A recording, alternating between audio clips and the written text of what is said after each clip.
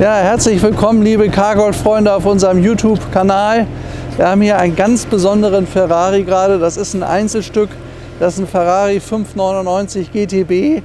Den haben wir schon am Laufen. Jetzt kommt mal ganz kurz mit. Hört euch das mal an. Das ist ja eine 12-Zylinder-Maschine mit 6 Litern Hubraum. Könnt ihr das hören? Ganz leise und ruhig. Wir haben ihn so ein bisschen laufen lassen, weil wir ihn jetzt auch gleich fahren. Wetter spielt glücklicherweise mit. Also er hat hier 4 Rohre, 2 links, 2 rechts, Ferrari-Logo hinten drauf. Und das Tolle an dem Auto, er hat nicht nur die Kulissenschaltung, die absolut selten ist, da gab es nur 30 Autos von. Er ist auch in dunkelgrün, hat diese absolut irre Farbe.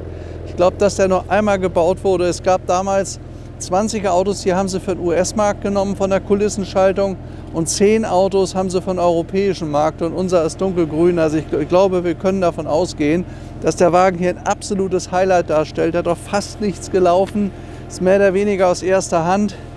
Karosserie Pininfarina könnt ihr da unten sehen. Ein wunderschönes Fahrzeug mit einer total irren Leistung. So, und den fahren wir jetzt los.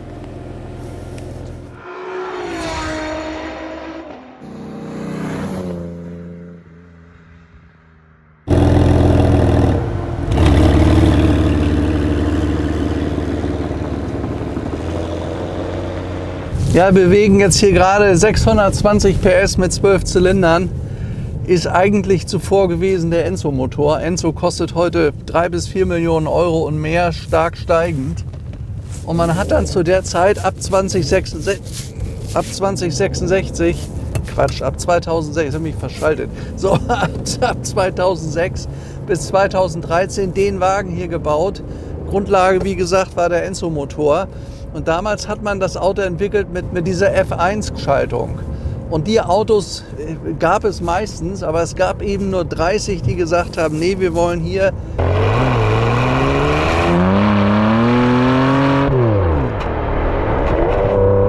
also Kulissenschaltung hat hier unser Auto 6-Gang, das könnt ihr hier vorne sehen. Und diese F1-Schaltung war ein sequenzielles Getriebe. Das hat man mit Michael Schumacher zusammen im Formel 1 Sport entwickelt. Man war natürlich damit absolut hip zu der Zeit.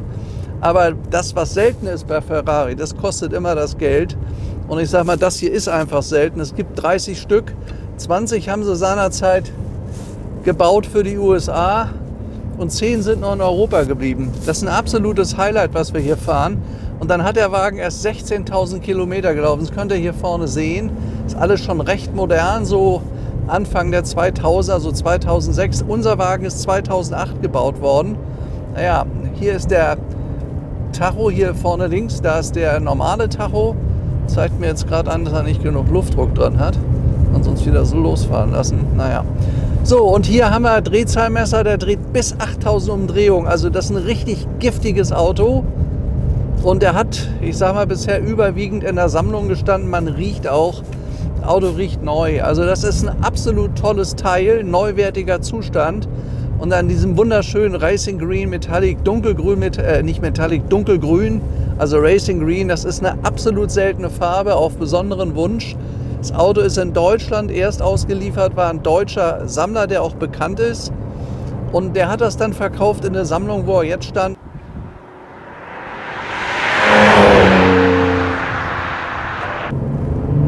Ja, das ist natürlich hier schon irre, ne? Also wenn man nur ein kleines bisschen drauf tippt, dann merkt man, da kommt sofort Power. Er hat, soweit ich weiß, knapp 800 Newtonmeter, 620 PS und er läuft knapp 340 Stundenkilometer. Also es sind eigentlich fast die Enzo-Werte, obwohl man hat den so PS-mäßig ein bisschen zurückgefahren auf 620 PS, aber das ist ja immer noch so viel, also das ist mehr als genug. Und er hat 6 Liter Hubraum, also eine ziemlich große Maschine. Ja, und also allein schon wie er klingt, seidenweich, hängt vollkommen sofort am Gas, reagiert sofort. Wenn man hier um die Kurve geht, liegt top auf der Straße. Ja, Wahnsinn. Also das ist mal ein Auto hier. Ich meine, irre ist die Farbe, dann ist er im Neuzustand. Und wenn ihr mal guckt, Autos, die absolut selten sind, die sind bei Ferrari nach einiger Zeit, nach einigen Jahren Millionen wert. Und man hat jetzt die Möglichkeit, er liegt jetzt noch weit unter einer Million, weit drunter. Aber das Auto ist ein Einzelstück. Er hat, wie gesagt, dieses Getriebe her, er hat nicht das F1-Getriebe, was ihn fast alle hatten vom 99.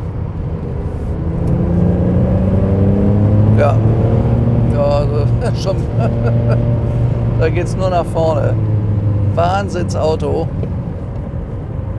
Spitze über 330, die können wir natürlich jetzt nicht bei uns auf der Landstraße fahren. Wir haben heute nochmal das Wetter genutzt. Wir hatten heute Nacht schon Schneefall. Hier die Berge sind weiß.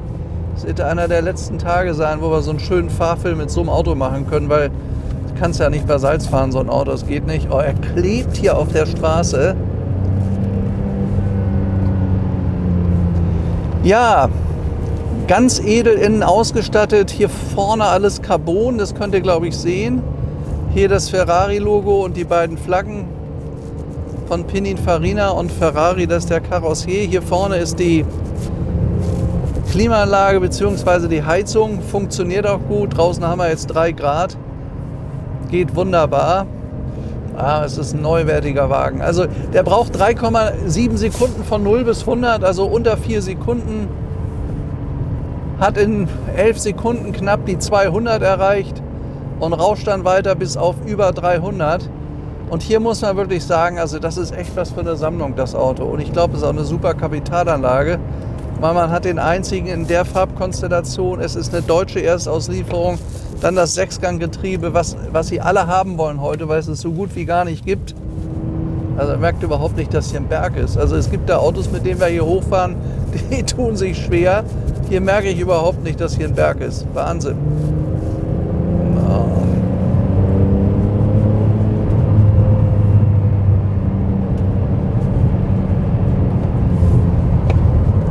Schaltet sich sanft, ganz locker, toll. Oh, fährt sich ganz angenehm, das Auto. Geht ab wie Düsenjet, Wahnsinn. Ist gar nicht laut. Was ist nicht laut? Nee, ja genau, Auto ist nicht laut, Auto ist leise, stimmt. Das merkte man im Stand eben schon. Irre schöner Wagen, ein irre schöner Wagen.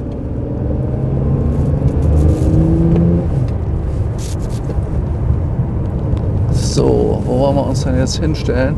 Das ist ein herrlicher Novembernachmittag. Sonne steht ganz tief. Ganz Deutschland liegt im Nebel. Da hinten ist die Nebelwand, aber wir an den Bergen haben immer Sonne hier. Ist eigentlich ganz schön.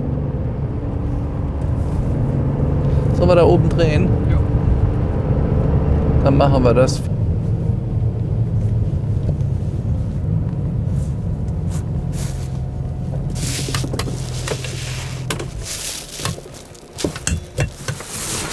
So, also tolles Designelement bei unserem Ferrari. Luft geht hier ran, der muss ja hinten richtig runtergedrückt werden.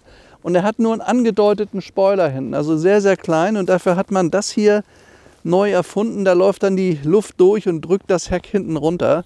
Ist eigentlich toll gemacht, diese Luftleitbleche hier an der C-Säule. Ist auch ein wunderschönes Designelement. Dadurch sieht er von hinten auch kräftig aus. Paul, kann ich das mal zeigen? Guck mal hier, das ist ganz, ganz toll designt. Läuft hinten aus, hier ist dann der Kofferraum hinten drin. Und dann wollen wir uns jetzt vorne mal die 12-Zylinder-Maschine angucken. Also sofort auch zu erkennen, die große Lampen hinten. Eigentlich aus dem 275er Ferrari, so ein bisschen bekannt aus den 60er Jahren. Also diese wirklich erfolgreichen Designelemente werden immer wieder aufgenommen bei so einem Wagen. Und ich finde, dass das Auto sehr, sehr elegant da steht. Ein wunderschön eleganter Gran Turismo, Gentleman's Driver, Gentleman's Ferrari. Einfach toll. Ja, und dann noch dieser völlig neuwertige Zustand. Das kann man an den Felgen ganz gut erkennen hier vorne. Hier sind die dicken Bremsscheiben dahinter. Ferrari Bremssättel. Hat auch Keramik-Carbon-Bremsscheiben. Ja, hier 12 Zylinder in Reihenkultur, neuwertiger Zustand. Da vorne ist die Fahrgestellnummer, Chassisnummer 599 GTB heißt der Wagen. Fiorano ist das Modell, also benannt nach einer Rennstrecke in Italien. Und die Maschine ist alles neuwertig, ist auch Scheckheft gepflegt, alles immer gemacht worden. Da gibt es also keinen Wartungsstau oder sowas. Das ist wirklich wunderschön. Schaut euch das mal an, wie edel da selbst die Maschine aussieht. Durchdesignt bis ins letzte Detail, dann die roten Köpfe hier vorne. Das sieht schon toll aus.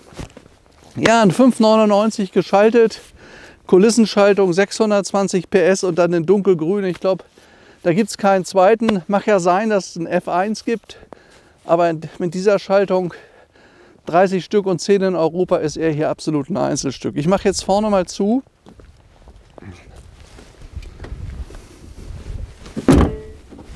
So, ja, also jetzt mache ich noch mal die Tür für euch auf. Schaut mal rein, das sind die Daytona-Sitze. Gab es ja so ab 1969 eigentlich nicht im Daytona, aber 69 Daytona. Ja, gerade so. Ja.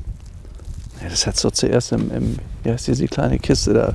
Dino? Ein Dino zuerst gegeben, auch. Dino-Sitze. Also es gab es beim Dino und beim Daytona. Sind die so ausgeliefert worden, Schalensitze, Zustand neuwertig. Hier unten alles elektrisch einstellbar natürlich. Dann hat er diese schöne Aluminiumleiste mit Ferrari-Logo. Und hier ganz interessant, praktisch das Auslieferungsbuch für unser Auto hier. Das hat man also VIP immer edler mittlerweile designt. Und hier sind Bilder von der Produktion drin.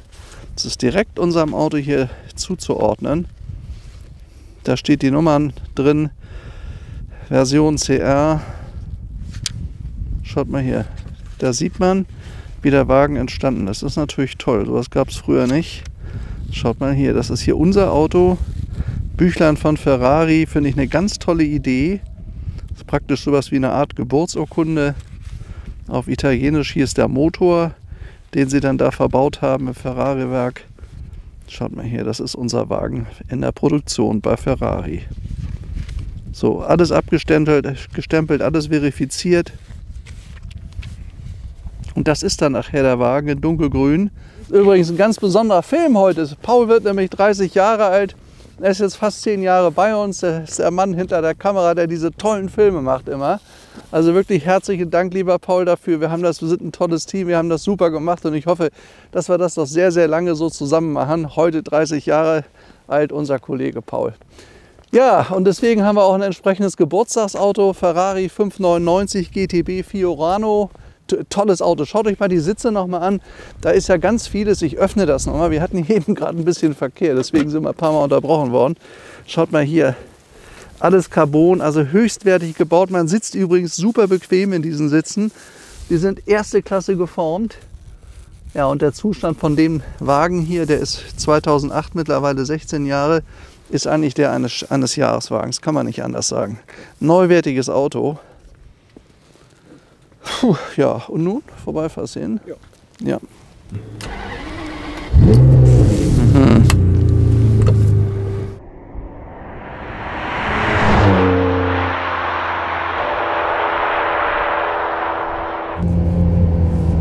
Ja, unser Ferrari 599 ist zu fahren sehr, sehr komfortabel. Das ist mir aufgefallen.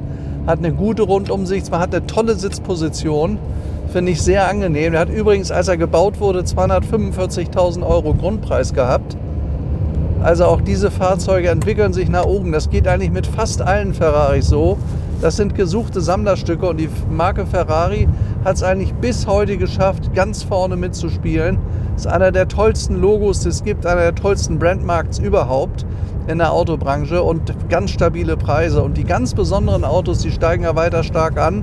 Und deswegen meine ich auch, dass unser Auto hier eine wirkliche Zukunft hat. Also ich gehe davon aus, dass es der einzige ist mit dieser Schaltung. Sind ja nur 10 Europäer ausgeliefert worden. Dann noch in dunkelgrün, da gibt es garantiert keinen zweiten.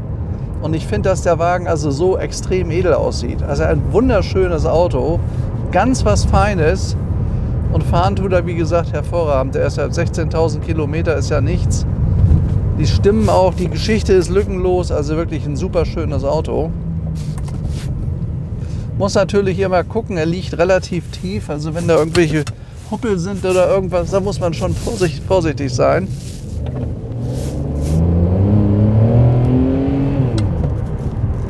Schaltet sich sehr gut, tolles Getriebe. Bremsen packen natürlich super zu. Keramikbremse, das Beste, was es gibt, kostet bei vielen, vielen Herstellern heute Aufpreis.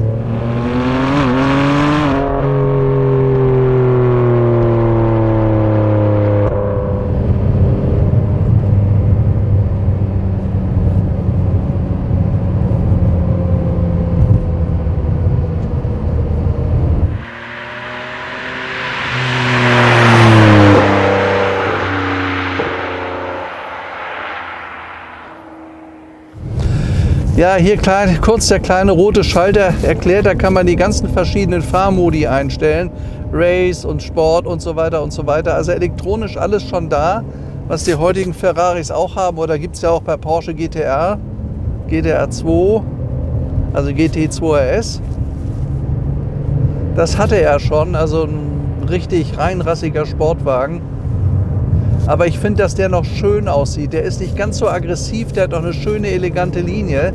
Die Autos, die sie heute bauen, die finde ich immer mehr gesichtslos. Sind nur Hauptsache aggressiv, aber ob das immer wirklich schön ist, weiß ich nicht so genau. Ich finde, das ist ein schöner Ferrari hier. Jetzt bimmelt gerade die Tankanzeige, die sich langsam leert. So ein Wagen verbraucht natürlich 15 bis 20 Liter, aber deshalb kauft man sich ja nicht einen Ferrari. Da gilt einfach nur, wenn er leer ist, wird er voll gemacht.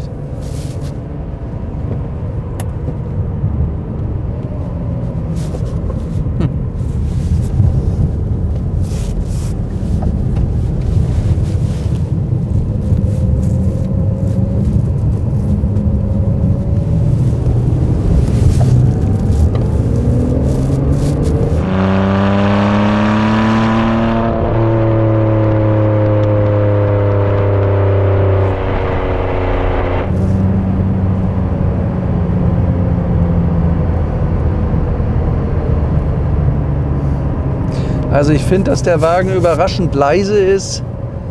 Maschine läuft seidenweich. Also dass er hier losbrüllt oder laut ist, so wie so andere Vertreter der Szene, kann man bei dem Auto wirklich nicht sagen. Das ist ein echter Gentleman's-Driver. Und man kann sich vorstellen, dass man damit auch weite Reisen macht. Ah, toll. Ganz bequemes Auto, tolle Sitzposition. Ja gut, aber ist natürlich klar, was der damals gekostet hat, 250.000, da muss ein Auto auch wirklich gut sein.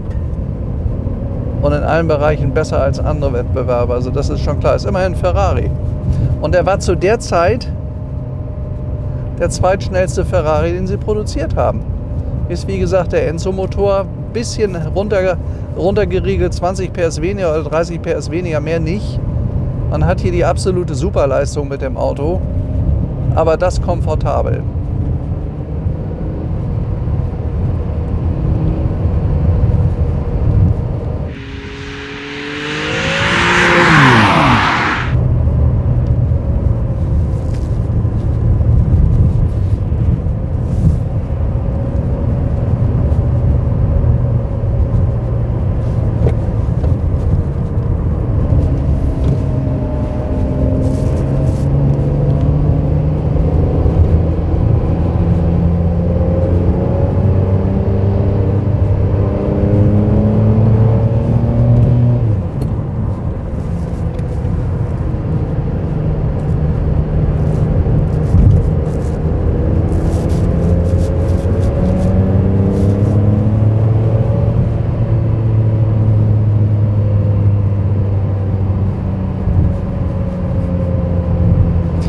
Ja, das waren jetzt 15 Kilometer mit dem Ferrari 599 GTB Fiorano in dunkelgrün geschaltet, ganz was Seltenes.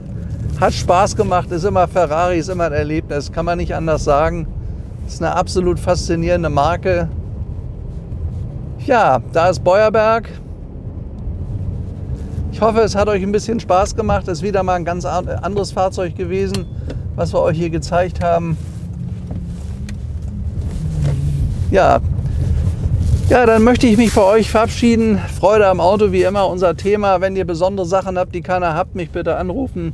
Bis zum nächsten Mal. Nächster Film, euer Stefan und ciao.